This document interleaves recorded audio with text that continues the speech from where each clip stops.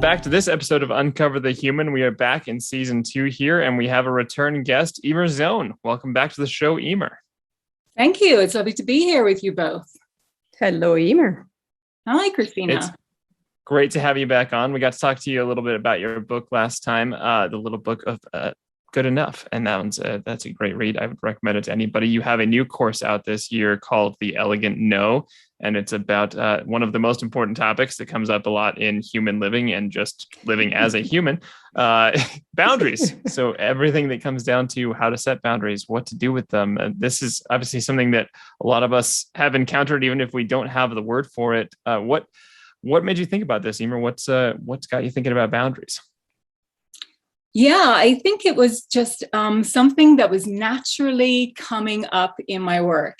And I just found I was constantly coaching in this area where people were expressing discomfort in certain relationships. And we would look at what that was about. And underneath that, you would find that there was a boundary that hadn't been set, that clearly needed to be set because, the language was around, well, there was resentment. You'd find that's normally a clue, some simmering resentment in a relationship, or else there was, this feeling that one had to avoid conflict, or a relationship might be damaged if I say these certain things.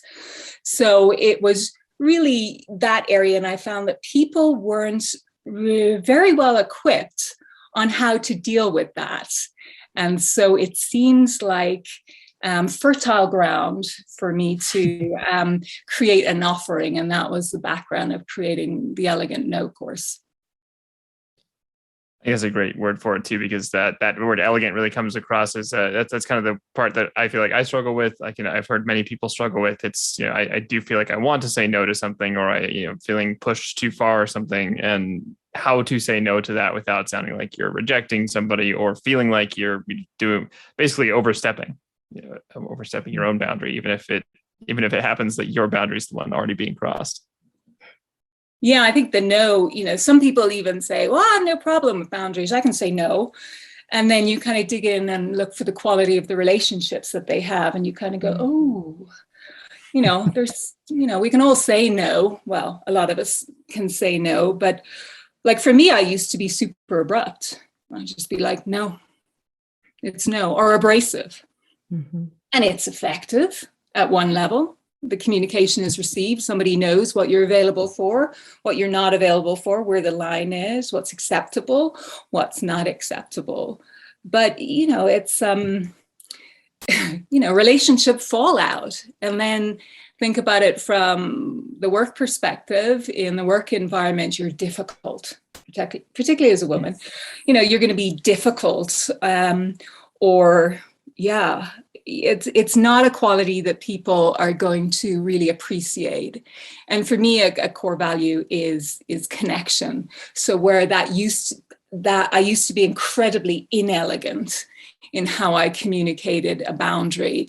And I think that was, so I really understand when people are feeling this difficulty, that it's either very meek, and conciliatory, or an abrasive sort of no, that there is so much space to create a communication when we want to establish a boundary, when we want to say, no, I'm not available for that, but in a way that is elegant, that allows you to be anchored into your truth, calm, connected, not defensive, and it's possible to be open while you're saying no to somebody, even in the midst of them having a lot of emotions about that, maybe being disappointed.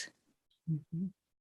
Like you brought up that if you set boundaries, often, especially as a woman, you'll be called difficult. And that brings up a really interesting dynamic of boundaries, is that power dynamic. Anytime maybe employee, employer, or if there's a decision that or a feeling that women can be called difficult or can have whatever label thrown. It comes from a position of privilege and power that becomes an extra layer of difficulty in setting a boundary. And it's interesting to hear you bring that one up, especially because that I think is one of the first things people kind of run up against is, well, what my relationship with this person, either I've been conciliatory up to this point, or I feel like I'm an employee and I don't have the ability to say no to something coming down from a boss or whatever. I just wonder if you could talk a little bit about that, because that's a super interesting facet of this. Yeah, and I think that's what I get a lot is I'm at work, it's my boss. I can't say no because they determine my review and my trajectory in this organization. And so there's a lot of fear there, but it is a fear of somebody going to the most catastrophic, worst case outcome if they were to state what their needs were. And that is really what you're doing when you're setting a boundary, is you're stating this is what I need and this is what I want. So this is what I'm saying yes to, and this is what I need to say no to. I think also we forget that the other person, whether there is a power differential or not, is a whole functioning, human being, just like us. And we are capable of, connecting with them and having an engaged conversation where we speak our truth and do so in a way that can have a different outcome. There are many other potential outcomes rather than the catastrophic one. And so when you look at saying, an elegant no, it really is anchored into values. It's very well thought out. And it is a considered approach. So you're saying, really, this is what I'm available for and why, and this is what I'm not available for and why. So it's not like, no, I don't want to take that responsibility, or it's well thought out and it's grounded. So when there is this power differential, what I teach people about in the course is really to, get out of their worst case scenario story in their head and start really zooming out and taking a different perspective. What's another possibility here? What is the opportunity for connection and growth in this conversation with this individual? What can I say yes to? How can the no that I'm going to deliver be a win also? I mean, that sounds a little bit of a stretch to some people initially, but if we're saying yes to everything all the time, we're probably spreading ourselves way too thin and not producing, quality work. So when I've coached people specifically on delivering a no to a boss, we have looked at what are the corporate values, personal values, what are the needs of the position and the needs of the individual, and really taking that all into consideration and having those woven into the framework of how we deliver that no.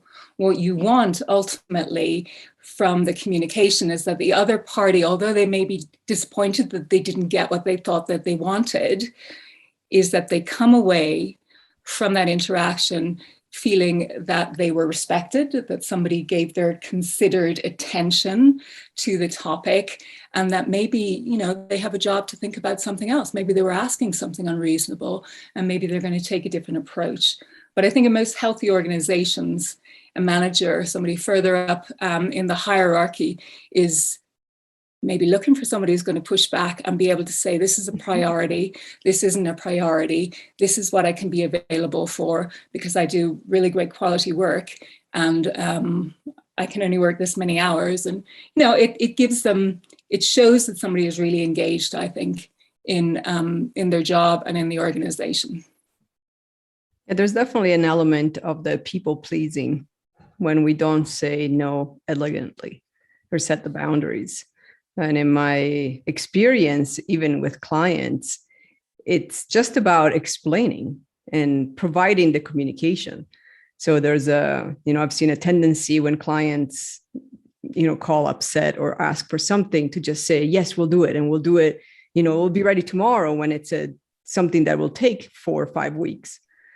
And yet every time I've and I wouldn't even say even push back, but every time I've explained what it would take to to meet their expectation or to meet the request, even if the request is that's just not going to happen, it's not possible, they just appreciate. They appreciate that there's communication. They appreciate going through the process of I've been heard. And, and that's all I really wanted. Did I want that feature? Yes. Can I do without? Most likely. And so let's work together and figure out how to have a workaround or an alternative. But I've rarely been met with a whole meltdown or rejection or anything that it's very negative when there is that explanation, not just, no, it's not possible. No, how about we actually figure out what's going on first? Because sometimes even their request is not really what they need. Yeah. Yeah. And it's that thoughtful response. And I think if we are habituated to people pleasing, if we are conflict avoidant, we miss the opportunity of what disagreements, when we have a disagreement, we illuminate differences, and that's really powerful and healthy and useful. I think just being in consensus all the time is not a signal that we are having a deep connection. I think it's probably a red flag. We don't want really consensus. We want a difference of opinion so that we can have depth to a conversation and we can understand, different perspectives. So, being, and people pleasing is, lots of people don't like that term. And then some people I've had, they automatically just identify themselves as, oh, I'm a people pleaser. And other people are saying, oh, I don't really identify with that as all, but then I'm a little bit conflict avoidant. And I'm like, oh yeah. Pretty much similar behavior, slightly different labels. And I think it, boils down to people, maybe when, they were younger, it just wasn't safe to disagree. It wasn't, seeing anger in somebody else or disappointing somebody else was something to be avoided because it did not feel good. And they take that into adulthood. And it's never really excavated or, updated, that fear. It's like, what would it feel like to disappoint somebody? But if we, I think if you go around people pleasing and avoiding conflict, you are in the business of self-abandonment. You're abandoning parts of yourself all the time. And, you're kind of safety checking all the time. It's like, oh, what's it okay to feel? Based on, taking the temperature of the room for what other people are feeling or doing. And in an organization, you are not going to get the value that you hired if somebody is behaving in that way. I mean, it's the enemy of creativity. It's the enemy of authenticity. At its core, it's a denial of the truth of who you are. And I know that you guys love Brené Brown as well. And she had this quote on this topic, and it was like, only when we truly believe that we are enough can we say like enough, can we set a boundary?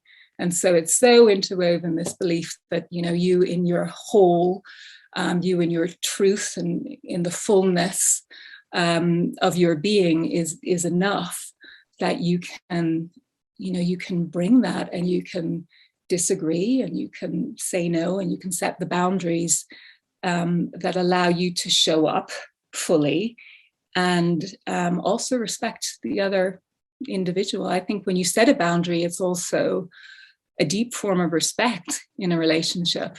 It's me honoring you as well. I'm setting an expectation for you. And I'm giving you clarity as well. So there's that perspective, which people can find, can be an invitation to a shift that before maybe they found a little bit difficult. Yeah, the Brené Brown actually has two concepts that I kind of recite as disciplines as much as I can. And one is the clear is kind, unclear is unkind. And not setting the boundaries, not saying the no with the communication is unkind. because silence is unkind. Not saying yes when you don't meet it is unkind, because then it causes conflict. Not going deeper in a connection because there are no boundaries, or you're avoiding conflict, it's unkind. It's not clear. You always end up with this kind of unknown where you don't know where you stand. And like you said, like you walk in a room and you have to take the temperature before figuring out how to show up. That's unkind from the receiving end and the giving end.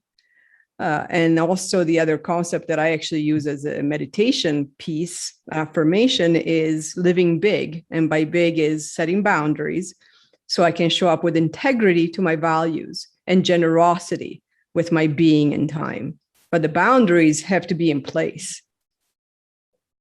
Yeah, that's powerful. I love that you shared that. Yeah, and I think for many of us will come, into adulthood from obviously very different experiences growing up. And so we will some of us will be more habituated and felt more comfortable speaking that truth. And other people just don't. And they can just find themselves even on a path well into their careers where they were doing it to please other people, to conform because they thought they should, because they didn't want to rock the boat.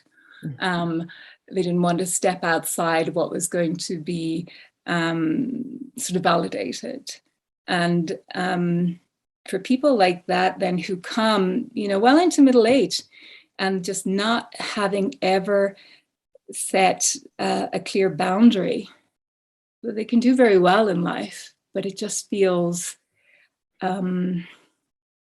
unstable in its foundation at times because you don't hold the ground.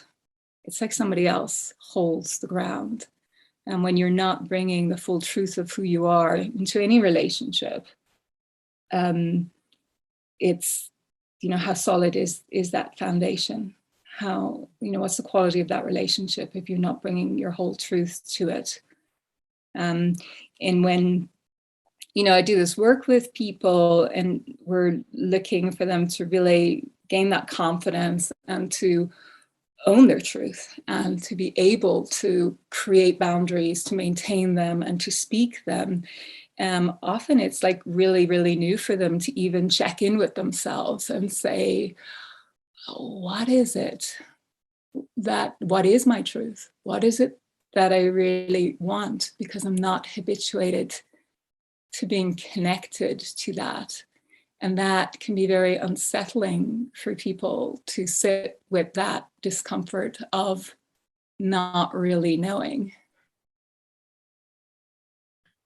That makes sense as to why resentment would be one of the first cues that maybe boundaries are being stepped on. Resentment is withholding something. You've got something there that is unspoken, and it's kind of coming out as underground anger. And it's interesting to hear you talk about like owning the truth of that. How do you help people with like the owning the truth, and how would you suggest people go about, especially if they do feel that discomfort with the even asking the first question of like what I want from this? Well, I think anytime you feel like a discomfort in a relationship, or you feel a fear that if I gave voice and articulated my needs and wants in this relationship, I feel that this relationship might be damaged or might disappear. That's a sign that there's a boundary that hasn't been set. Or, people who are giving that automatic yes. And then the simmering resentment, but they feel like they're just trapped in this cycle of yes. I think it really is, for understanding what that connection is of what you really do want. Sometimes it just takes space, first of all, to acknowledge and for it to be okay that you don't know. Often we rush to fill in a space like that, going, oh, maybe it's this, maybe it's that. I should know. It's so uncomfortable not to know, for God's sake. At what age am I? I've been doing this for however long, I should know. It's been embarrassing. So I think you just have to give yourself permission to get curious and to recognize that you are many things, and that maybe your work here is to explore what are the things that you would enjoy experimenting with. We're not just one thing, we're not just one profession, or we're so much more. And I think it's hard for people sometimes to accept that freedom, and to step into that. It's very powerful to think, well, what might I want? And maybe I can just experiment with that for a while. That's why, we have the big resignation now. People are kind of going, what do I want? They all realize what they didn't want. Not quite sure about what they do want, but there's this openness now to, maybe we'll explore that. There's an explosion of people in their side hustle and kind of going, oh, I'll try a bit of this. Or, maybe my side hustle might become my full-time hustle. So I think it's giving yourself that permission, getting comfortable with the discomfort of not knowing. Because before, maybe when you haven't been setting a boundary, you've had the certainty of the discomfort of the resentment. You've had that certainty of it feeling bad. And now you're trading that long-term discomfort, which was certain, for the short-term discomfort, maybe of the uncertainty of being in more of an exploration mode.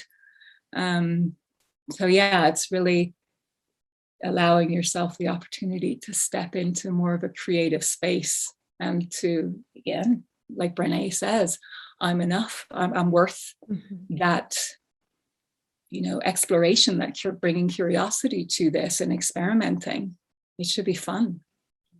It should be fun. Yeah.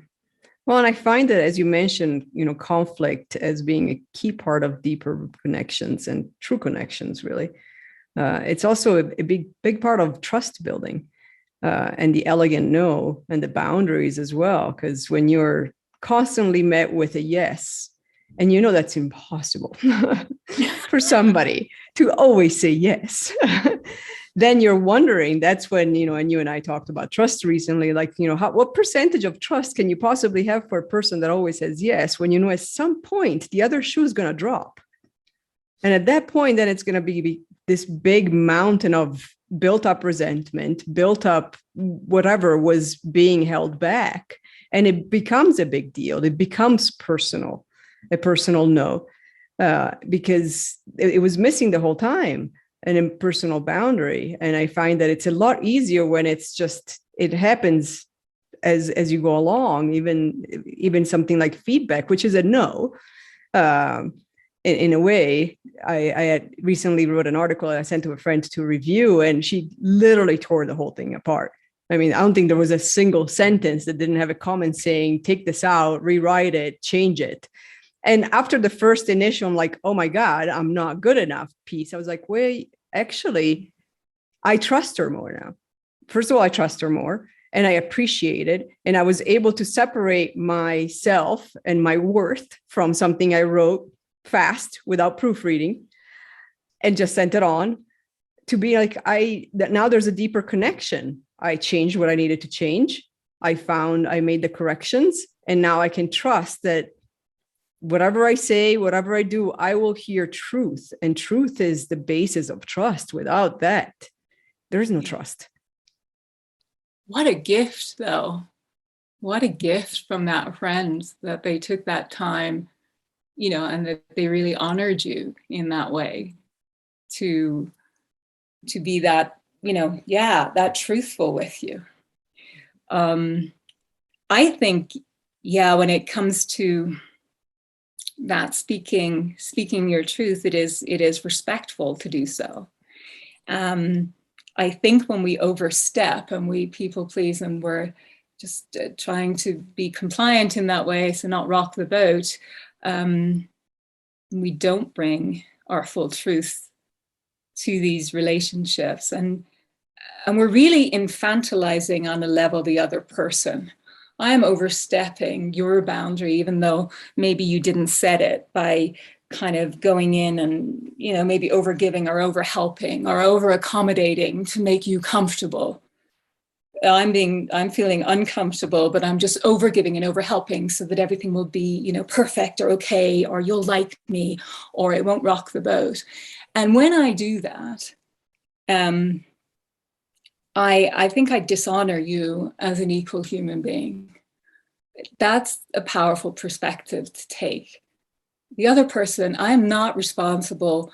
When I speak my truth, I am not responsible for your feelings and your emotions in response to that. Those are yours. And when I take responsibility for those, I feel like that is an intrusion on you as an individual. That infantilizes you. That disrespects you as an adult on a level. My job is only my emotions, my feelings, and my responses. Those are mine, and yours are yours. And I think even though somebody mightn't want them, they just want you to make them comfortable. You are, I think the psychologist or the philosopher's name is Adler, and I can't think of his first name. And I think the basis of his philosophy is contained in 2 books that I think were bestsellers. And one of them was called The Courage to be Disliked.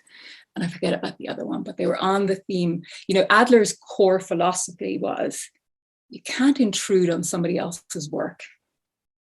Their work is to become a whole human being and to engage in the full experience of their life.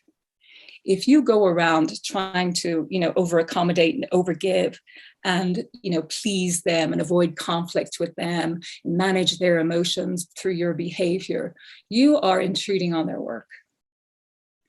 And so when it comes to, speaking your truth and trust, I think it's about trusting yourself as well, and trusting that and owning all of who you are, and knowing that somebody else's response to you, as long as you're anchored in, you've checked in with yourself, you're valued aligned, that's enough.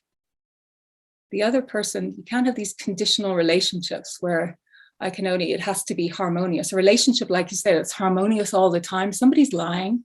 Somebody's not showing up in their truthful self. There's no such, I'm married 22 years, yesterday, the day before. That is a very good relationship. Is it always harmonious? God, no.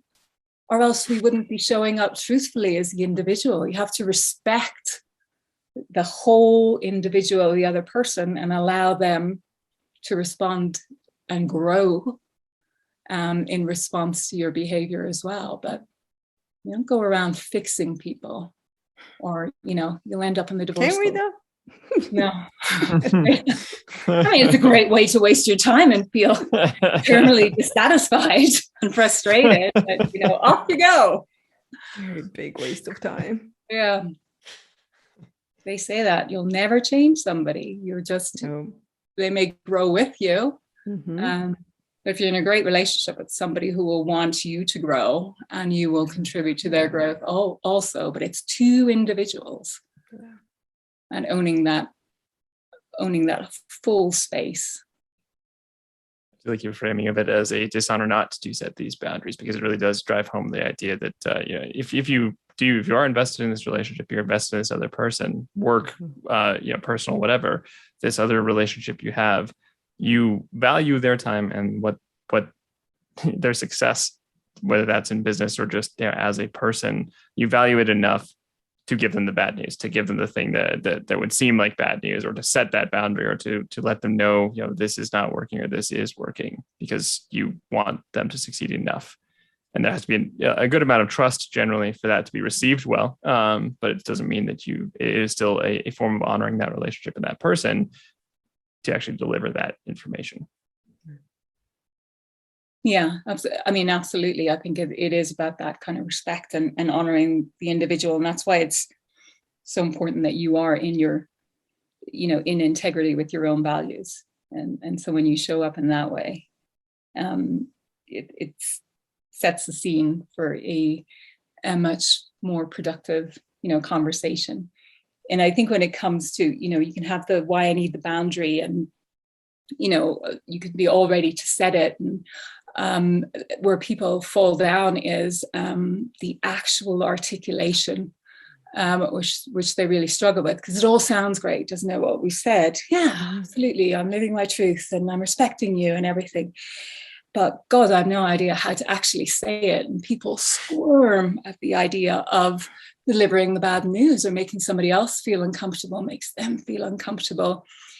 And so in the end, something sort of mashed up and garbled comes out. And that's why I think it's super important to practice it, really to practice it. So when I coach on this, I must say it's a little bit for my own amusement, but the first round that we do it, when somebody goes, they say, oh yeah, I think I have it. Yeah, sure, Eimear, I'll write it down and everything. I say, yeah, let's just practice it now. And I just set them up and then they go, and it's like a car crash, 9 times out of 10, it is like, oh, actually that didn't sound very good, did it? Oh, I got completely lost. I went down a rabbit hole, and they're practically apologizing sometimes, if you don't mind, possibly, if it wouldn't be a bother. Well, and they're agreeing to all sorts of things, and it's all in a monologue. And I'm like, oh my God, no. So it takes preparation if you're not used to it. And so in the Elegant No, like I give examples of Elegant No's, and then I show people the framework for how you will write your own Elegant No, and say, write it down and then practice it so that you own it. It's not like you're going and just kind of going, and there it is, and off you run. But it's about really feeling connected and anchored into it. And I think that's also part of showing that respect and honoring the other individual when you are delivering, and you are setting a boundary, that it isn't something rushed or thoughtless. It is very thoughtful. And then obviously the other person's reaction may be positive, it may be negative. And then there are things that you can do if it doesn't go well. I like that there's an assumption that it's bad news, except that we put that judgment of being scared, of fearful or nervous or avoiding the bad news. But how do you know it's bad news for the receiving end? You don't know that. Even something as simple as a canceled session. What if that person actually just stayed up all night because they had a sick kid and you canceled their session? It may be bad news. Well, you think it's bad news, and it may be the best news they could have gotten that morning is to have an extra hour to be able to shower. But you don't know that. And so I'm a big proponent of no news is bad news. Communication, it's connection. It's believing the relationship is more important than whatever just happened. Yeah. I think we tend to mind read and think we're excellent at telling the future, which of course we're not, or that we're completely connected into that space where somebody is in that moment when we're giving them this news. And we don't. And I think that's really important, is to kind of tap into that energy of it could go really well. It could go really well. And really, when the intention is to enhance a relationship through, how you're showing up and that you're speaking your truth and you're honoring the other person, and it is with a view to, a very constructive conversation and something that will build and grow the relationship. And it is a reflection of a mature relationship that you can have that conversation at all. And then there are some times when it does go pear-shaped, Yeah. Somebody is not going to like it, particularly if you've been a yes person to in this relationship for a long time, and this is the very first time. That can be tricky. And so that's why it's so important to really be clear on what's mine, what's my responsibility, and what's their responsibility, which is their reactions and their responses. And and then there's also what I will accept and what I will not accept in the conversation as regards somebody's behavior.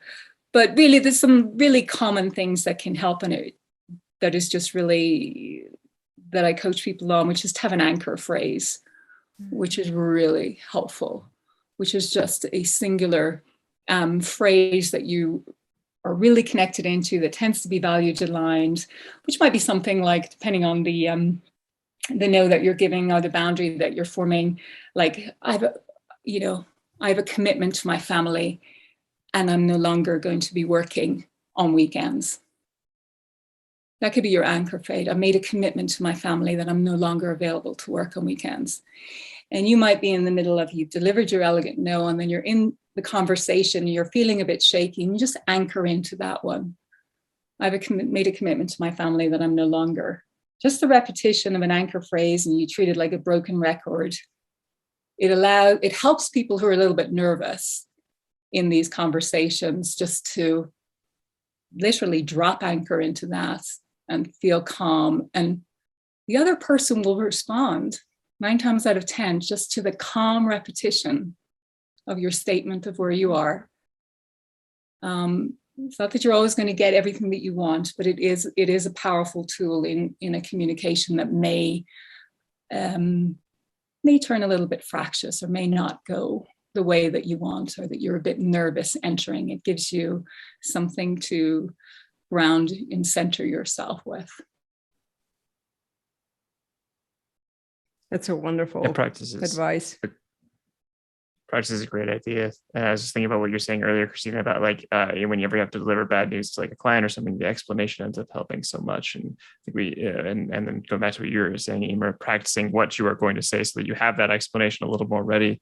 I mean, I think we've all probably been in either a conversation in a relationship or in a meeting in a business setting where there's just two parties going back and forth on like, we should do X, no, we should do Y, no, we should do X, no, we should do Y. And there's no actual ground until somebody finally says, I see why you want to do Y, but here's why I think X is better. And they actually explain what they understand about Y. Suddenly they're heard, suddenly they're understood, and suddenly the entire tone changes and everybody can go move in a different direction. And that preparation and that explanation ends up being such an important part of, hey, this is how I see it. This is why I see it this way. That also allows it to be like, hey, I'm laying my cards a little bit more on the table. This is why I think this is important. So if there's something that I'm missing here, now you have a chance to more accurately identify that. If I happen to be, overstepping and creating my own boundary, well, great. Here's why I think it's important. So either, I can hold fast to that, or you can say, hey, actually, I don't see it the same way. Yeah, and I think the context is really important as well when we think about the degree to which we'll give an explanation. It'll really, you'll require more of an explanation for a no in certain situations. But often people pleasers will, go overboard on giving an explanation for their no. And I would coach somebody to be very succinct and to the point when they are giving their no, because the no can get weakened the more detail we get. Well, I feel like I can't say no because. And then you have to think about your audience. Obviously, it depends on context and your audience. How much of the rationale or the reasoning are they actually needing, or that could be quite private for you. It could be like, I'm no longer available. It could be a family matter, right? I'm no longer available to look after your kids on the weekend. I'm prioritizing myself. And the other party might be saying, oh, well, why you've been doing it for, the last, 6 months, I really rely on you. This is ridiculous. And how am I supposed to? Are you going to explain to them and justify why you're no longer doing them this favor? So people can get wrapped into sometimes giving, an explanation, and the context will determine. Obviously, in a work environment, there'll be you'll kind of pad it out a little bit more on the explanation, particularly if it's to your boss rather than a teammate. But when you're in personal life, you can really, you want to keep that really compact. And actually, I often say, you don't need to explain it. You're just like, this is the value that you're anchoring into. This is what you're saying yes to. This is the no. And it's constructed so that it feels, something that you can deliver very confidently, and it should feel easy. It should feel easy when you do it a few times, but it's never a justification. It's never over-explained. Really what are some other ways to construct the elegant no? I think it really is grounded into what you're saying yes to initially that requires the no. And that can be general sort of values that you have, like the person who's saying no to working on the weekends. And it can be like family time comes first of the weekend. My children are young, and my wife and I have decided it's important for us to spend time together. I'm not going to be able to take on any projects that require me to travel over the weekend or to work on the weekend. The other part of an elegant no is sort of what you are available for, to sort of sandwich it in a little bit. I'm quite happy to take on projects that require longer hours during the weekdays. And I will make myself available for those. And it's a full stop. I think when you construct an elegant no very clearly with, this is what I'm available for, this is the yes that I'm saying to, which is a values aligned choice that requires the no, which requires me to say, this is what I'm available for. That requires me to say no to this. I'm not available for this because it conflicts with this yes. And then the other part is, this is what I can offer. But it's not about, some elegant no's can be very short, particularly if you have a family member that you maybe have a contentious relationship with. And it can, so for example, if you have a contentious relationship with a sibling and you do no longer want them to come and visit you, perhaps the scenario is that, so this is a situation where somebody didn't want a family member to visit anymore because they parented their children when they arrived. So it was a friend who would come and would be disciplining her children. And despite a number of, please don't do that, the behavior kind of hadn't changed. And so it came down to a conversation where the boundary was set very clearly. I parent, I choose how I parent my children and what's okay and what's not okay for them. You are not to discipline my children or to correct their behavior in any way when you're in my house or when you're around my children. You're very welcome to spend time with me and to come to our house if you honor that. That's a full stop after that. This is, just saying somebody should walk away from a communication of an elegant no and be absolutely clear on what you said is not acceptable, what you're available for and what you're not available for. And if you go into sort of fluffing it out and kind of putting in a bit detail, like, remember that time when you did that thing and I felt really offended? And there are times for those conversations, but that's not a boundary setting conversation. That's not you delivering an elegant no. That you could end up in all sorts of places in that conversation. When you set that boundary and you say, this is what's important to me, my relationship, my children, I'm in charge here. You don't do that. That behavior is just clear and concise. And that person knows that if they're ever around your child and they correct your child or they discipline your child, that they have stepped over the boundary.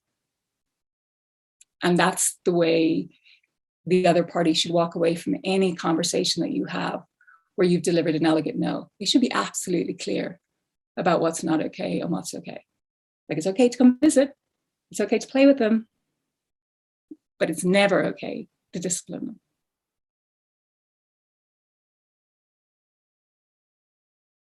That's a really good example. Is that something that comes up just general? That's a great boundary idea. Like this one is where I draw the line, and I love the going through the course. I love the setup of like, this is what I'm saying yes to as well as what I'm saying no to. Like there is an extent to which this is something can work. Like the work example. Like I will work weekdays. That's fine. Or I can work the occasional late work night as well.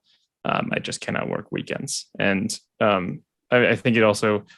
One thing that helped me, my perspective change on boundaries was something I heard a while back, which was they'd kind of interviewed some fairly famous people. Like I think Russell Brand is one of them, who are known to be fairly compassionate, nice people, just that are they're established essentially as being nice as part of their ethos as a person. And they asked him, well, how does this happen? What do you think of when you think about being compassionate, being nice? And the answer was always that they had strong boundaries because they've got their own limits. They'll keep them up.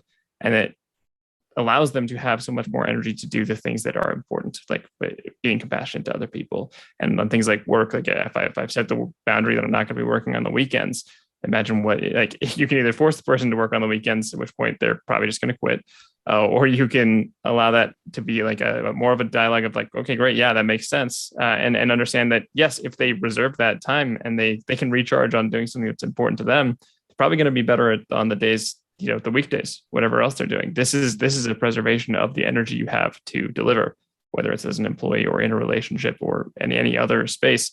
You're saying this is draining me. I can't do this anymore. And I have to protect that because I can then use that energy somewhere else.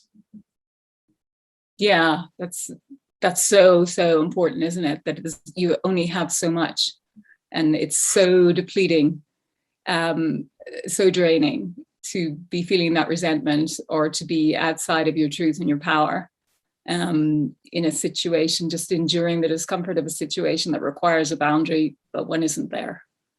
And it takes away from all of the things that you want to say an emphatic yes to, when you fail to, say that elegant no, to place that boundary, and to carve out that space where you can show up more powerfully in every area of your life. Well, we could all use the practice and the understanding on how to create our elegant no. So where can people find your course and learn about it? I'm sure we'll drop the links in the show notes, but you can find me on eimearzone.com, and you can find me on Instagram at Eimear Zone Coach. And in the links there, you'll find a direct link to the Elegant No. And it's a really short, impactful course that takes you through the process, has a comprehensive workbook that takes you step by step through clarifying your yes, articulating what you want to say no to, and then providing the framework and giving you examples of how you actually build that no. And then there is the kind of what if everything doesn't go to plan, Eimear, section for how you can handle and prepare for the unexpected. So combination of short videos and a comprehensive workbook.